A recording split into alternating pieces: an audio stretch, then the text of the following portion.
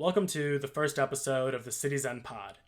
The following is an interview conducted with Stan Klos, owner of Nature's Stash and 3G Healthcare Real Estate. As the baby boomers are heading to nursing homes, and the laws and public perceptions are changing on the uses and benefits of cannabis products, these topics are of significant interest to our communities. Listen in to find out more about these operations and the man behind them, as we discuss what got him started, what motivates him, and where he sees himself going. Thank you, Stan, for this conversation, and I hope to have more with you and other people alike. Enjoy. So, Stan, I've heard you're trying to get your pilot's license. Yes. So, great endeavor. I would encourage you to do that as well. Yep. It is actually like a great release from just everyday, pressures and all of this sort of stuff. It's phenomenal. Recently, my 39th birthday, had a... Happy birthday. Thank you. A mentor of mine, Nathan Shuloff, he invented the MP3 player. Mm-hmm. So he had a great passion of flying, had a few jets and this sort of stuff. He flew over 10,000 hours. And wow. So a lot of airtime. He's like, you know what? You'll love it. So on my birthday there, went and did a discovery flight, which I would encourage you to do. It's $100. You get 30-minute flight. You can actually take over the controls. Oh, wow. And see if you like it. And so, which is really neat. And after that, I was hooked. As soon as I took off, I'm like, I love it. This is great. So, absolutely, that's a new passion of mine. I'm about 5 hours in. And guess how many hours that it actually takes to get a license? 200? 40 hours. 40? Oh, wow. I know. Yeah, right? I had no clue. It was a random guess. 40 hours, Yeah. So I thought, several hundred as well. But, Yeah. it's like driving a car in a way, except for you can go, down, right? It's a little three-dimensional versus kind of two. But really neat experience. Awesome. Yeah, I've heard that people that like driving long distances like me, I love going on road trips, also are going to like flying as well. Yeah. Very similar. It is cool, for sure.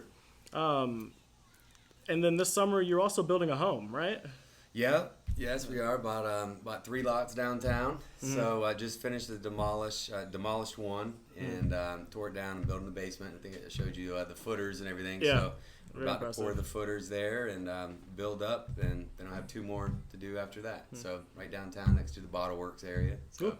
be a cool spot. You're not from Indy, are you? No, from born in North Carolina where you're going Oh, to yeah. college. I'm awake right now. Yeah, so I was born in Fayetteville, North Carolina, and then my mom was born there, and made my way down to Florida, and Georgia is where I spent most of my days in Florida and Tampa area, and moved to Chicago for a little bit for work, and now I'm in Indiana and had a child, 4-year-old that you heard just leave the X in the garage. Yep. No, she's great. She's sitting over It's there an and AC getting her here stuff with done. the door over here. Yeah. Oh my goodness. We'll be right back. We'll be right back. Oh my goodness. Of course. We got some things we got to take care of when there's a child around. Yes, That's okay. my love, my little 4-year-old. All right, Yep. so Yeah. So we're on the City's End Pod today. This is my first episode. It's your first time being on a podcast. Yes. And I'm very grateful to have you here today. Thank you. likewise, thank you for having me, and congratulations and good luck. We worked together a little bit earlier, and outstanding man, and I wish you the best of luck in all that you're doing, for sure. Awesome.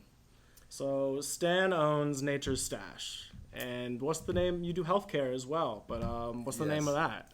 3G Healthcare Real Estate. Okay. So we basically work to facilitate transactions of nursing homes, mid-market, so 5 to 50 million is kind of our typical deal size. And one of your colleagues, Yes, Malcolm, yes. is Good my friend of mine. first employee, associate, colleague. So, Butler University came through, That's a good segue as to how we actually met as well. Yeah. It was through an email and looking for an employee to work, and I knew that my friend Malcolm was into healthcare real estate. And Yeah. if you respond to emails, people, sometimes they work out. You'll get to a spot that you're comfortable with, and by putting yourself out there, it works like that. Yeah. You never know. And that's how I met you. Yep. So, and then I came to help out Stan a little bit with getting his product out there. These nice gummies, and he's got some other our shots Delta 8 just projects. coming out. Delta 9 shots Yeah, right he's here. giving me one of these, and I forgot to try it out soon and see how that goes. I've never had one of those, so I'm very excited to see how it goes. They're great. It's about 3 or 4 servings in that thing. So. Oh wow! Yeah. Okay, we'll take it Yeah. slow. Yeah, absolutely. The new product developments are always really cool. But what got you started with specifically the Nature Stash piece of your life? Oh, the Nature Stash started in 20, right? I thought, April 20 would be good. So, the 420 kind of number theme going on. But, to be honest, I was off on a holiday working or not working, Jewish holiday around like harvest, right? So I worked for a Jewish group in the nursing home industry. They were off, so I kind of took off a few days and worked on my business and smoking a doobie with my neighbor actually. And he's like, "Hey, they're growing hemp in Logansport," and I'm like, "Really? That is phenomenal! Like that's." What year was this? This was in 20, 2020. 2020. 2024 20. Yeah. Okay. So they harvest in October, but maybe it was the 19th, I think 2019, because I started that in 20. So basically went out, and he's like, "Hey, they're growing right down the street, not only in Logansport, here in Indiana." And I'm like, "No kidding, let's go." I was like, "I think we can put something together, we can find out what's going on here. Indiana's a farm state, right? We can put some machines together, and then, that was a grandiose idea initially. Then didn't work out, with the big combines and working with the big farms, but, kind of rolled up on the guy, and they had some issues with people kind of thieving some crops and everything. I initially thought it was me, and it was not. I was just there because I was talking to my neighbor and just started talking to him about licensing and Purdue and this sort of thing, and one thing led to another, and I guess it was kind of like the Wild Wild West. Got into a little scuffle, got shot at by some some people that were actually trying to take the plants, and chase them down in the farm. And after that I was hooked. Next I helped them process, hang the plants, dried them out, and and then after that I was just like, I'm gonna go find some land and a tractor and get a little land lease and start my own, and that's what I did the next year. So. And you don't seem like a guy that's gonna jump into something without getting some information on what the industry is like. What was the market indicator that was like screaming at you that you needed to go into this?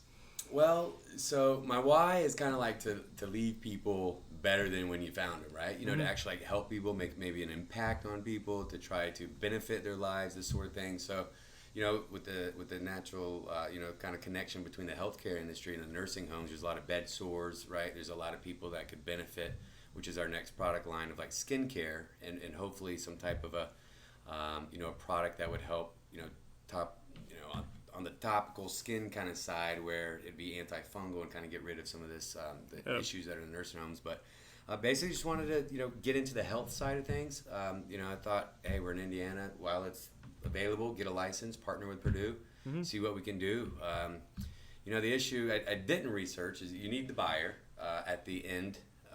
You need to you kind of start from the end and then, work your way forward from that point. You need a buyer. Okay. You can't just grow 3 acres of hemp and then... I got to question what you're doing with it. Right, yeah, so hence Nature Stash. It's like, okay, I didn't have the buyer. I'm going to be my own producer. I'm going to go seed the shelf, and that's what we did. So we grew the product. We worked with certified labs to create the best, most potent and pure product Mother Nature and science can make. And, we started that, ran a tractor, 3 acres of planting seeds, and just kind of learned on the cusp, and that's how I got started. It's been a journey for sure. Before we get to the most potent and powerful on the market, because we got some cool called Nanotech, I want to fill people in on Purdue. We got Purdue Extension, pretty cool in Indiana. I don't feel like a lot of people know. I think they do a lot of work nationally as well. They're pretty renowned in the agricultural space. Yeah. So people like to listen to what they have to say, and they give people really good advice on how to get started. And since the 2018 Farm Bill was passed with a little bit of a loophole or gray area with the hemp space, Purdue's been compliant with that as well. The law is the law, and I think that you hopped in at a great time to make a good impact, like you've said. Yeah. So we transitioned from health, which is our CBD, our oil, our concentrate of CBD and the rare cannabinoids, CBC, CBN, CBG, CBDA, all of these rare cannabinoids. And so we sell health, we sell highs, our Delta 9, our Delta 8s, THCO, our cartridges, and then we sell Goodnight Sleeps. You're familiar with this saying. Yes. Help highs, Goodnight Sleeps for you and your doggies. We got dog treats, and then we got our muscle rubs as well. You hear that, guys? Dog treats. We got dog treats. I've heard those are phenomenal. My dog has not had them yet. I should get him some, though. One of the best sellers. Absolutely. One of the best sellers. But the thing that's really driving and most interesting to me, and I like talking to people about, and I don't even know that much about it, is your nanotech process. Well, Nathan's, right? Did he make that process? No, he was MP3. He's all audio. Okay. So nanotech is basically breaking down. It's homogenization means mixing, but you can use a sonicator, and then there's a few other kind of steps to basically break down 1 million particles that are, for instance, the size of softballs, right? That your body does not easily absorb, and you can break those down into billions of smaller particles that are, granular. Like, you take a softball down to a piece of sand, right? That is much more readily available and bioavailable for your body to absorb and to utilize. So that way, you're not wasting 80% of the product. You're using the majority and absorbing the majority. So it's a lot more, beneficial to the person that's taking it. It's more efficient too. Efficiencies 100%. Are where you make your money. You beat out your competitor somehow. Yes, you need less. You need less. So this is also Nanotech, our new Delta 9 shot. So Nanotech as well. You can see that there's ganja green. Yeah, ganja green. Yes, we got 4 flavors. That's one of them. So absolutely. Nanotech's a great thing, everything in industry, I feel like they get smaller. You start with VHS, right? It gets down into, DVDs, right? And then now you've got different WAV files and all this MP3 player, right? Same thing. So everything's compressed smaller. iPhones are smaller. We decided to go with the trend and get Nanotech and make it a little bit more efficient and, productive. Can you explain more about like the 0.03% THC that's allowed in? What is it even allowed in? Is it every gram of the substance? What are the measurements? So the 2014 and 18 Farm Bill is what basically how that came about and why Delta 9. So Delta 9 is like the THC that is like what the smoker's high, right? It's what you think of a joint, a blunt, bowl of weed. Typical Delta 9 is really what's measured in there. It's a THC. So what the Farm Bill said that it's got to be 0.3% per, I think, milligram or gram, one of the two, but it's got to be 0.3%. And so what we did, and it only outlined Delta 9, right? So it didn't say anything about Delta 8, a derivative, or Delta 10, another derivative. And basically Delta 9 is where the 9th carbon in this molecule has a double bond on it, and that's what signifies Delta 9. So essentially some chemists got involved, and moved that double bond to the 8th carbon, and now it says Delta 8 THC, which is, a little bit milder. It's kind of like a THC light, if you will. That's how I've heard in the industry it talked about a lot, THC light. Yeah. So, Delta 8's kind of the rave right now. Some people like it. It helps with, anxiety. It could potentially help. Can't make any claims because it's not FDA approved. But a lot of people say that it helps with pain, helps with their anxiety, it helps with headaches, and it just, and it doesn't give them that, palpitation in the hearts that, Delta 9 would, a little bit more stronger, kind of a THC. So the Farm Bill just outlawed the Delta 9. Didn't say anything about Delta 8 or 10, so chemists got involved and made derivatives and selling like hotcakes. And but we are able to have Delta 9 because we are still under the 0.3% rule. So our gummies, as you see, they're a little bit bigger, right? So they're 25 milligrams, and we can make them potent just by having them bigger versus so these are 25 milligrams a piece. These are 50 milligrams a piece. So you can see that, we would be over the 0.3% weight restriction, if you will, on these. So we had to make our gummies bigger, and that's the way that you can get around it. Or make your container and your serving size way more like a shot. So fully compliant in all 50 states. Delta 8 is not. The Delta 9 states, Colorado, Oregon, I think they, some others, they have outlawed Delta 8 because it butts with the market. Right. Yeah. You got it. Yeah.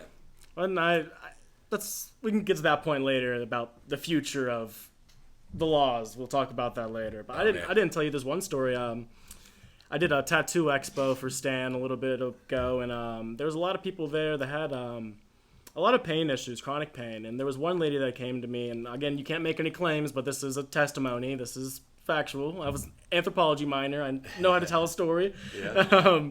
But she had terminal brain cancer, and she was always in a lot of pain. And she had even she had some type of morphine drip, she said, that she'd used that she didn't like because it made her feel dead.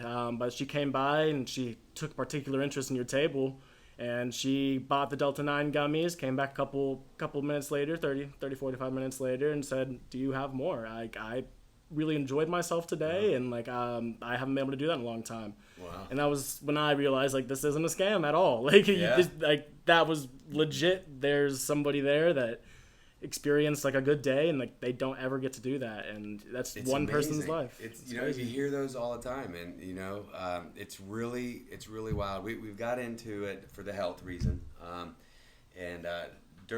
so we kind of asked for forgiveness versus permission in the neighborhood that we grew in. We did partner with Purdue. We were licensed. Everything was good. I went around to the neighbors, and I was like, hey, we're gonna we partner with Purdue. We're gonna grow a little hemp over here in these 3 acres outside, and everything's gonna be legit, and we're licensed. We're gonna do what we can to keep it safe, and everything's good. We had no problems with crime whatsoever, but the neighborhood kind of got a whiff as I went around and told them, which interestingly enough, when I did tell the surrounding neighbors, I would say 4 out of 5 were basically saying, it's not going to cross-pollinate my plants that I'm growing in my bathroom or my basement. And I'm like, no, but that is interesting that you're growing there. Yeah. So really weird outcome there. But the surrounding and the other neighbors that were kind of in there basically didn't really jive with it too well. There was some people that worked for the state and just various positions, and they pulled together a little neighborhood committee. And when I pulled up, I probably just jumped off the tractor, right? I was just plowing up some land and dirt, and the guy, they kind of circled me, right? Essentially, and I'm in the middle of the street, circled by the neighborhood. And they're like, where's the guys at? Where's this company? And I'm like, it's me, actually. Like, you. And I'm like, yeah, surprise. I'm like, look, we're partnered with Purdue. Everything's good. And they're like, no, where's the big company? I'm like, it's not like that. We're totally doing, kind of experimental with Purdue, seeing how things work, testing out a few ideas. And kind of got heated a little bit. And there was this gentleman, he has seizures. He's epileptic, and he's been documented to have seizures, and he's been on all type of things. And the guy actually fell out and had a seizure right there during this neighborhood meeting. And, as the neighborhood is telling me, we care about our neighborhood. We love our neighbors. We don't want anything to happen. The guy falls out like a sack of potatoes, right? Just falls out in a ditch. And I'm the only one that runs over there. I run over there, and I'm looking down at the guy, and I'm helping him. He's clutching onto my hand, literally. And then there's this older man, and he says he's having a seizure. And I'm like, how do you know? I'm like, this guy, what is going on with this guy? He's like clutching onto my hand. You never seen somebody have a seizure? Never in my life. And it was his father-in-law, and he's like, no, he's epileptic. He has seizures. Long story short, he basically felt the tension of the community and myself, and just fell out and had a seizure. And he was the first person that I gave our bottled product to, labeled Nature's Stash, 1,500 milligrams. And I'll be damned if he totally didn't have as many or frequent seizures. Huh. And he's like, it works. It absolutely works. And I'm like, here's 5 more. Take them. So we got into it for the healthy reasons, absolutely, and kind of morphed into the highs, the good night sleeps, or CBN, and the dog treats. If you've got the product, you might as well use it in all of its uses. What people use it for. That's nothing you can control. You have the product. And people want it. That's right. That is very true. Thank you for all of your help too, by the way. Thank you. Couldn't have done it without you, and hopefully that was a good experience. Oh, it was a super great experience. I also, we can talk about this now, I guess. The Fish concert was crazy. I had no clue what I was going into, and I thought you did, but I guess you didn't much Shakedown either. Alley, Shakedown Street. Yeah, Shakedown Alley, I think was what it was called. We met Louie of, I don't remember what his roll place was called. Something rolls. Jerry rolls. Jerry rolls. Jerry yeah. Garcia rolls. Travels with fish and other people all the time, making money, just making those. I guess they were like empanada type deals. They were huge. Veggie rolls. Rolled up in some kind of Chinese pastry roll, I guess. It had a lot of different cultures going on. I don't know what they called it or anything, but it was good. It is what it was. And we got to meet a lot of different people there that were doing their own thing and selling their own things there as well. It was at the Sleepy Bear campgrounds as well. We were seeing how people would interact at a Fish concert, particularly. Yep. I'm not going to say anything on here about it, but if you want to look up on YouTube how Fish concerts go, you'll have a fun time watching those videos. Right. Was that your first tornado? Oh, the tornado like that, yeah. There was like this little microburst tornado that popped up. I wasn't there for it, but you showed it to me right after. It was amazing. Tents were flying in the air, big posters, shirts, half mile up. People, come up and they were hanging onto their tent, and they're, of course they were camping and their tents in the trees and total microburst within 15 feet of me. And I'm like, what is going on? This guy's hanging from a tent. I didn't understand. And I was not even in a wind burst. I'm just sitting here like, what? What is going on? And I was across the road, probably 100 yards away, and it was windy, but didn't see anything like that. And came over and saw that vendors had their clothes up in trees, their jewelry everywhere, and ruined a couple people's days. Yeah, that's for sure. That was amazing. Yeah. I don't know if I ever talked to you about this either, but at the Fish concert, they played the song Julius. Yes. And then after the show, I was telling people my name was Julius, and these Fish people, and the mindset they've had, they thought I was cool. It was cool. Yeah, and they didn't play that for 20 concerts. Yeah. That was a big deal. It was my first time going to Fish. It was, I'd watched, have you seen Midsummer?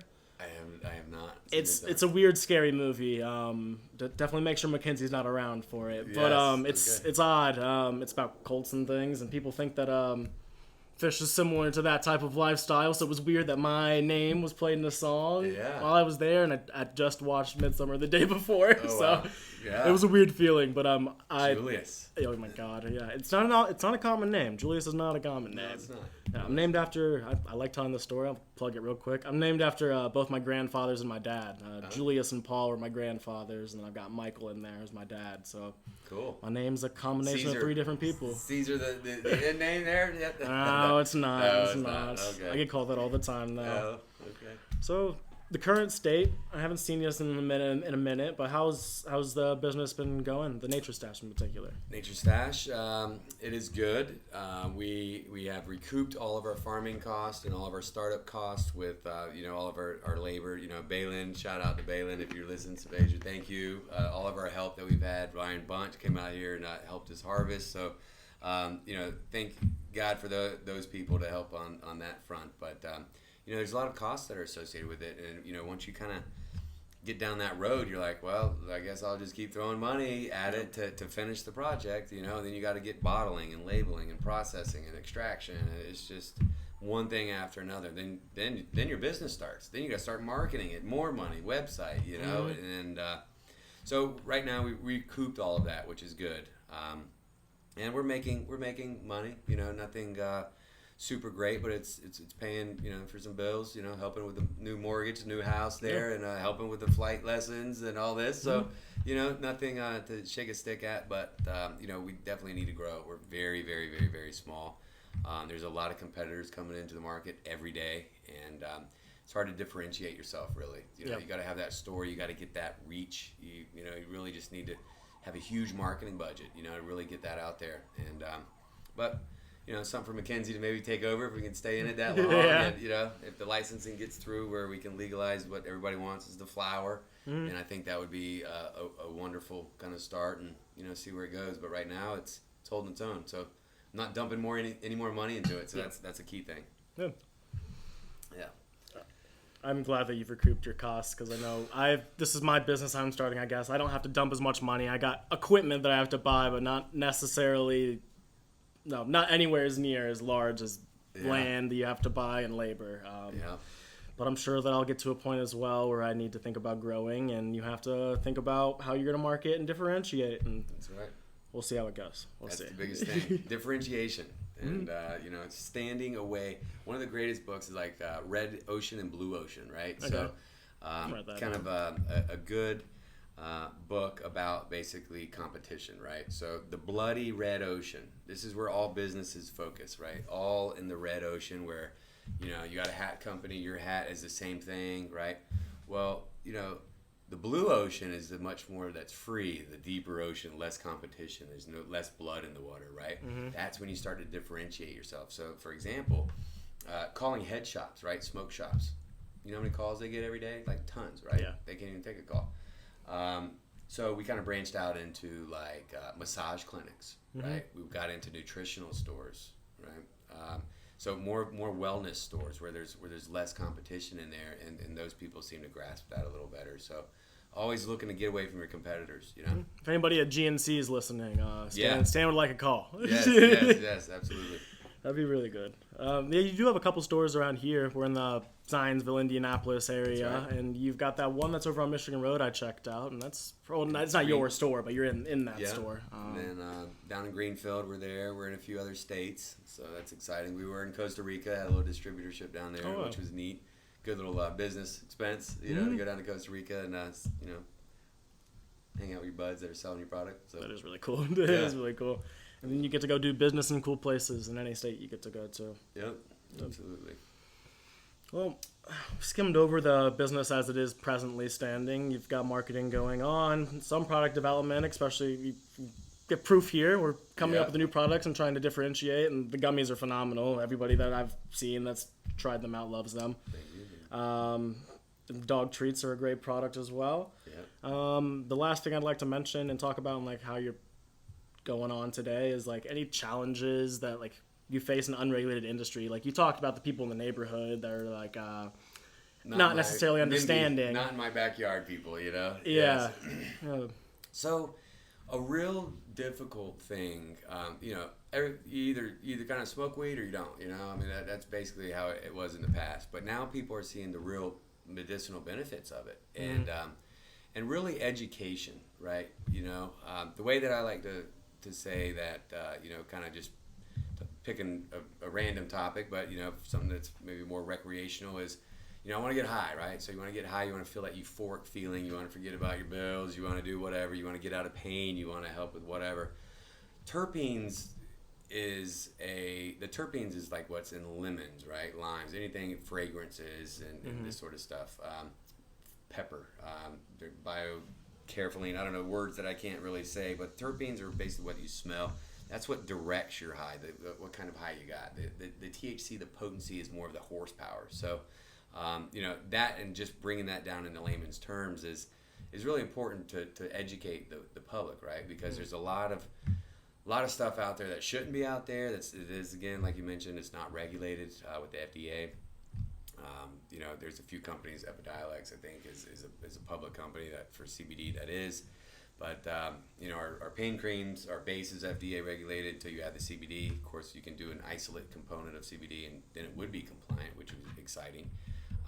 But education piece is a major hurdle, 100%. Another big, differentiation, right? That's a major hurdle. And I think that this is with kind of when the audience is more widely accepting, you're getting new entrants into the market that would be a potential customer. And educating them is key, and making sure that they actually have valid and correct information, right? There's a lot of companies out there that are just telling them whatever, and it's not true, and they're not properly educated. So eventually, as the industry matures, it will be more known, and that would be a huge help through everybody. We don't have to compete on that level. We can offer good information to people to provide them resources and see if this plant, kind of our mission is plants over pills. So why not have something holistic? Plants over pills is our mission, and I think it's better than liver cancer and all those other side effects that you get. So. Yeah, I think you see a lot in the marijuana industry or cannabinoids in any sense. Like those people typically, they want to make their money, but it's a different vibe for me from Big Pharma. For sure. Big Pharma, I feel like it's... there's not always the answer there either. I feel like sometimes you're getting pills you don't know about, and 100%. You're not getting diagnosed with the right things. And for some people, there's just better alternatives, and that people want to explore that. I think it's a good option. and also about education. I brought this book today, Weed the People, by Bruce Barcott. I haven't finished it yet, but a big piece on like public perception and education. They were talking about Sanjay Gupta on CNN. He had historically bad-mouthed marijuana publicly as a pundit on the news, and it was on my birthday in 2016 is why I remembered this. During the Obama administration, he went on CNN and denounced everything that he'd ever said about marijuana. He said, I now believe that this has medical benefits and that we need to rethink about this being a Schedule I drug or substance. And I think since then, not even since then, but like that has a lot of sway when you have somebody that's that prominent and they say, hey, I've messed up. Let's relook at this. I think we're heading in a good direction in that sense. Somebody knowledgeable like him, that's good. That's what we need, accredited people that know what they're talking about, that have those special degrees that can vouch and talk and, for sure. That helps the industry. You even have universities with cannabis degrees now. It's like they're not doing that for no reason. They expect the market to grow. Like they know what they're talking about. Literally grow. Yes. Grow. Yeah. I'm sure there will be like I was in agriculture classes. I'm sure soon Butler will have classes on growing hemp and marijuana. Yeah. They're also pretty linked in with Purdue, so I think they'll be hip soon. Yeah, I hope so. I hope so. Looks like Mackenzie's joining us again. Yes. For the future of your company, you told me that you wanted to go into skincare more. So with those creams, are a lot of people doing that? I think there's a few competitors, I don't want to plug them, that are doing that. But there's a few groups. We're gonna take a break in a second. Can we take a break now? Yeah, we'll take a break. Make sure here. Hold on. Session 2. Yes, baby. Oh my gosh, what are you doing in here? I don't know. Maybe we won't even cut it out. Maybe I'll just keep talking now. That'd be a good way to keep this rolling. I'm really liking the idea of just letting things roll and keeping them pretty raw. If there's anybody listening, we're in Stan's garage. Obviously, there's people listening. But we're in Stan's garage here, and I really like the idea of going to the home of the person I'm going to be interviewing. I think it makes the show a lot more personable. You're able to get a glimpse into everyday life and that everybody's people. Stan has a daughter, and she's got needs that you got to take care of, and you can't hide those things. That's part of life. No. And he's back now. She's my favorite part, 4-year-old innocence and, just exploring life every day. So it's been 30 minutes, she don't have an attention span that long. So this has been a while for. We're going to get there soon. I appreciate your time and yours. Opportunity for sure. I used to always think I wanted like lots of kids. Now that I'm getting older and I'm in grad school, it's like, no rush. We'll get there when we get there. Get there when we get there. They complete you in a way, and you never love someone as much as your child, And it's a great thing, and I wouldn't change it for the world. And I never thought I'd have kids. I knew I was gonna have kids, but I just didn't know when. And kind of got to jump into it, do it, and embrace it. And it's the best thing ever. Yeah, everybody's always afraid, but what I hear from the people around me is, nobody's a good dad, nobody's a good mom. You're just yourself and you have a kid. Well, there are people that are better than others, but nobody's perfect at the job, and you got to learn. Nobody knows how to do it. That's right. You got to learn how to do it. Yeah, well, there are books on it. There's plenty of books on it. Yes, but yes, I guess it's your experience, like owning a business. You've never done that before. You got to jump in and do it. Yep. For sure. So we talked a little bit earlier about states where they've already got the cannabis industry rolling with marijuana, and how that kind of conflicts with this new hemp wave that's coming on, and why they probably don't want them in their state. But how do you see that going for you in particular, and other hemp producers? Once, in my opinion, once marijuana is legal, I think at least it should be, and I think it will be. If I had to put money on it, I'd say 7 years. 7 years? That's what I put on it. That's you're a gambling man. I don't know. Hey, I'm not sitting here chomping at the bit waiting for it to be legal, but it'd be nice if it is. I mean, to be honest with you, hemp derived products meet all of the regulations, the 14 and 18 Farm Bill, right? You get the same effect. You got Delta 9 THC right here coming in a shot, right? Mm-hmm. I guess another hurdle to step back a little bit is, these products, it's a race to the bottom on pricing, right? Yeah. You come out with something new, price is here. Your other, 3 million competitors come out with it. Your pricing is just like, who can do it? Who can scale faster? Mm-hmm. Who can be, have more economies, right? Who can do it cheaper, better, more efficient, and to offer a lower price to the consumer. That's what it is. But that means people miss out on quality products sometimes because those quality products take more time to develop, and that's right. Your price isn't going to be as low because your quality. Sometimes there's a Honda market and there's a Bugatti market. You know what I'm saying? So Lambo market. So some people want higher end stuff. Some people see the value in paying for something that's quality. Some people just want to get their. What's the cheapest one? Right. Yeah. It's a shame, but I've definitely experienced that. I'm a college student. I got all the money in the account. We're just, what's the cheapest soda? What's my cheapest meat at the store? I'm trying to read it and you're like, oh no, it causes cancer. Blindness. Sudden death. You're like, oh no. You look up at the lab. More bucks. You look up the lab and you don't know if they're accredited or anything. Yeah. I made sure I did that about yours and the COAs by New Bloom Lab, I think. We got New Bloom. We've got several labs that run our testing. Absolutely, QR codes on there. You can scan them. Link right to a COA, gives you all the particles and all that good jazz. Tells you what's in it. I think that means a lot to the consumers like me, at least. Like, I like to know what I'm consuming. I buy cheap stuff here and there, but like with products that are fringe and you don't know in a deregulated industry and unregulated industry, it's very nice that you let the customer know. And like, you don't have to do that. You don't. Well, you do, but a lot of people don't. You know, and you mentioned a solid spot in my heart, the gray area, right? So, within the nursing home industry is kind of generally where I earn my revenue, my money that supports this, or did and started it up. But that's kind of a gray area a little bit too. There's a lot of areas there with reimbursement and different payer sources, and that you could potentially get in trouble by just a few keystrokes, right? Of just kind of a lot of like fraud happens, Medicare fraud, just by you get, if you're a sizable chain, right? You got several thousand, maybe several 100,000 patient days in a year, and you add a few bucks, for that was really 45 minutes of this or what needed, just $1 here, $1 here, $1 here. You do that for 5 years. You got a $10 million claim.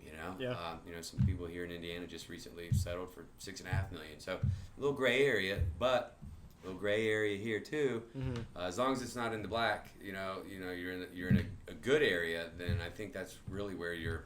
I think most business operates in gray. Like that's where innovation happens. You can't innovate if you're not doing the same old thing. Yeah, and you definitely don't want to be on the other side of the line either, because then you're in jail. So you don't want to do that. You can't have a good business in jail. No, you cannot.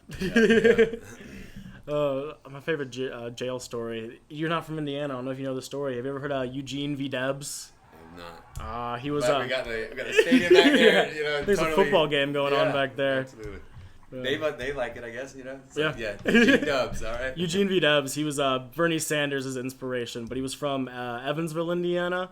I think that was right. But he worked with unions and stuff with railroads. But he actually ran for president from prison. Oh, wow. He got I think it was either 2 or 20 million votes. I can't remember the number right now. Must have been 2. Yeah. Yeah, probably 2. It was a while ago. He got a lot of votes from prison. Yeah. So some people can operate from prison. That's right. But not a place you want to. Not at all. No. Not me. No, there's no reason to go to jail. There's no reason to even mess around with it at all. Man, we're coming kind of a little bit to an end, I think. But with the whole prohibition thing and expansion is where I want to get one more note in at least. When you're going into different states and things, what are your criteria? What's attractive to you?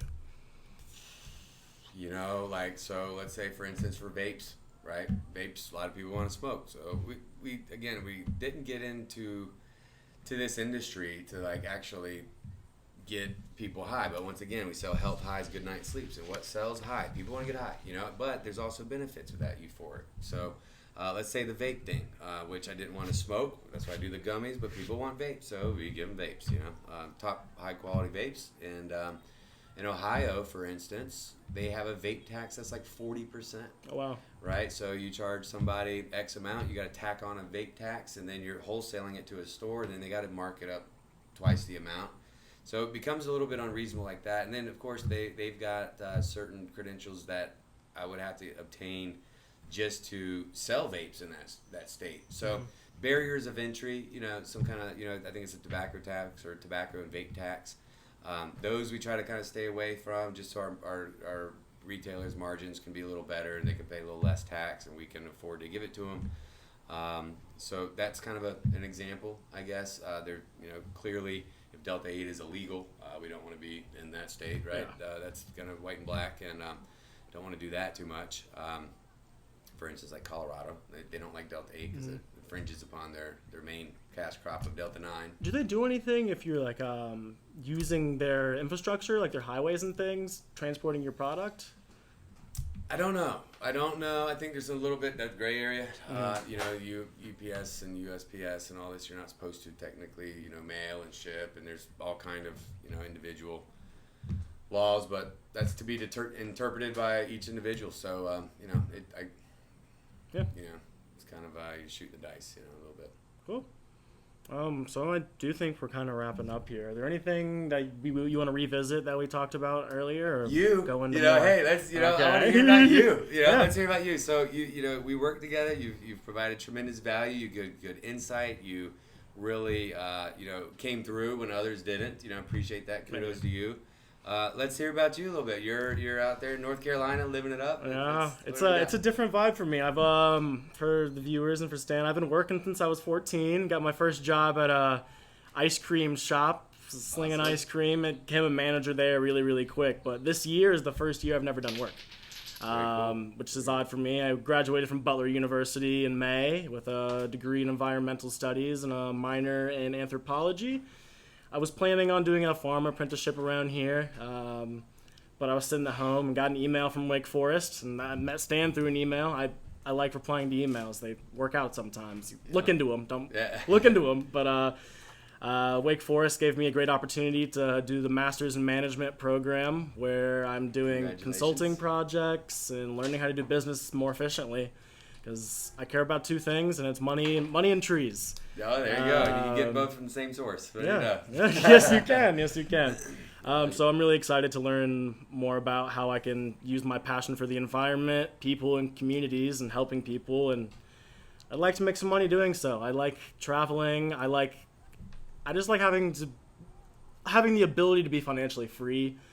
Something that's very important to me, because when I'm doing that, then I can take a Wednesday off and I can go interview somebody in New York or something if I want. I think regardless if my podcast takes off or not, I'm going to be doing this, talking to the people that I'm friends with, acquaintances with, because it's a great way to have a connection. If you sit down for an hour with a microphone in front of you, I'm going to get to know you better. I'm going to get to know you better. And maybe we'll get some marketing in there too.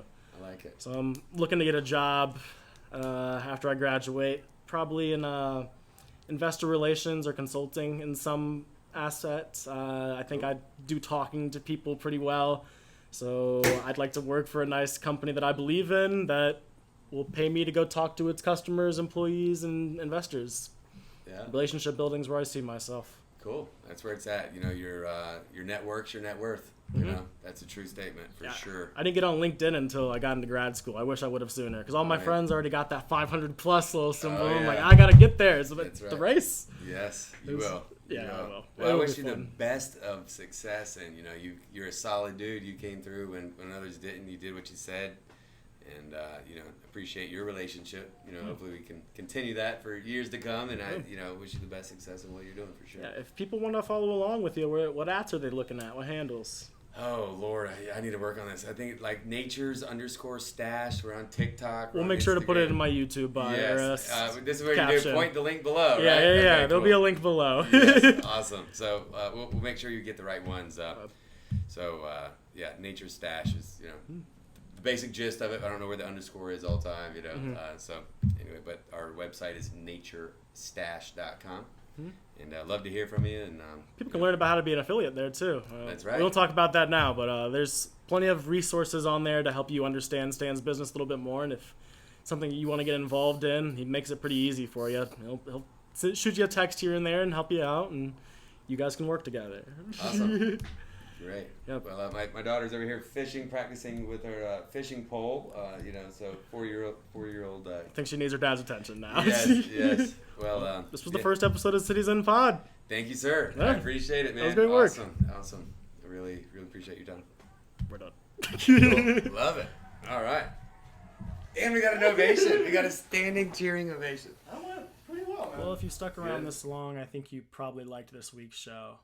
And if that's the case, I would ask for you to hit subscribe and like, as that'll help me out a lot. Thank you for watching, and let me know if you have any comments on what the show was like and what you'd like to see in the future. I'm planning on doing a show every week, whether that's with an interview or by myself.